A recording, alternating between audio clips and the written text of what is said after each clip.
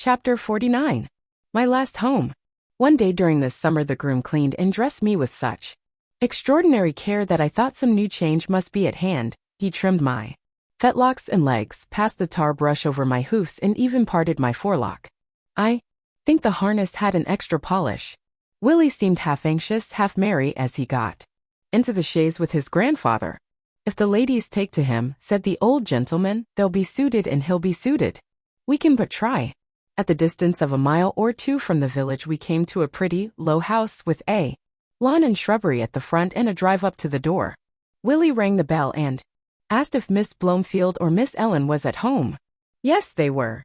So while Willie stayed with me, Mr. Thorogood went into the house.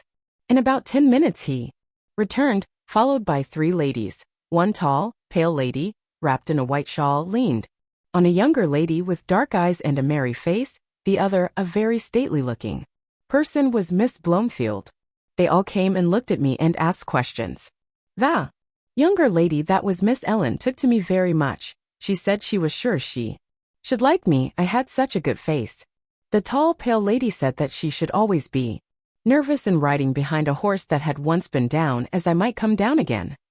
And if I did, she should never get over the fright. "You see, ladies," said Mr. Thorogood, "many first-rate horses have had their knees broken through the carelessness of their drivers without any fault of their own, and from what I see of this horse I should say that is his case, but of course I do not wish to influence you.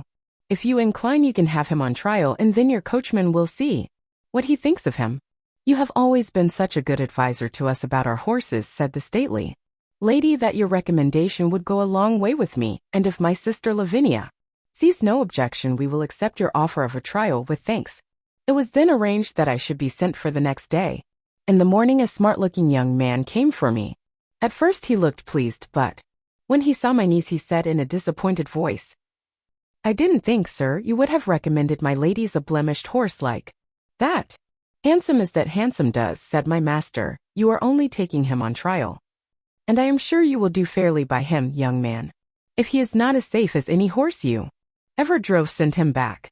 I was led to my new home, placed in a comfortable stable, fed, and left to myself. The next day when the groom was cleaning my face he said, "That is just like the star that Black Beauty had. He is much the same height too. I wonder where he is now."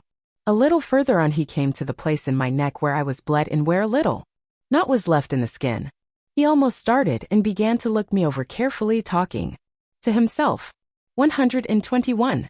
White star in the forehead, one white foot on the offside, this little knot just in that place, then looking at the middle of my back, and as I am alive, there is that little patch of white hair that John used to call Beauty's 3-penny bit.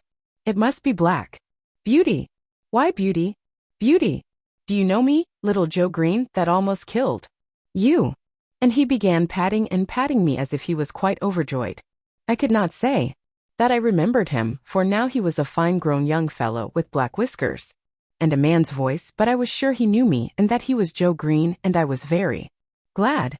I put my nose up to him and tried to say that we were friends. "I never saw a man so pleased. Give you a fair trial." "I should think so indeed. I wonder who the rascal was that broke your knees, my old beauty.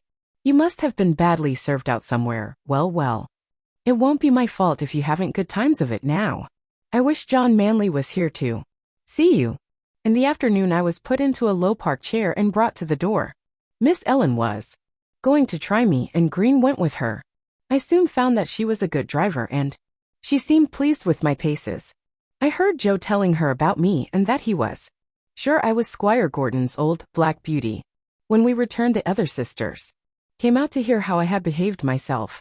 She told them what she had just heard and said, "I shall certainly write to Mrs. Gordon and tell her that her favorite horse has come to us. How pleased she will be." After this I was driven every day for a week or so, and as I appeared to be quite safe, Miss Lavinia at last ventured out in the small close carriage. After this it was quite decided to keep me and call me by my old name of Black Beauty. I have now lived in this happy place a whole year. Joe is the best and kindest of grooms. My work is easy and pleasant, and I feel my strength and spirits all coming back again. Mr. Thorogood said to Joe the other day, "In your place he will last till he is 20 years old, perhaps more." Willie always speaks to me when he can and treats me as his special friend. My ladies have promised that I shall never be sold, and so I have nothing to fear. And here my story ends. My troubles are all over, and I am at home, and often before I am quite awake, I fancy I am still in the orchard at Birtwick, standing with my old friends under the apple trees.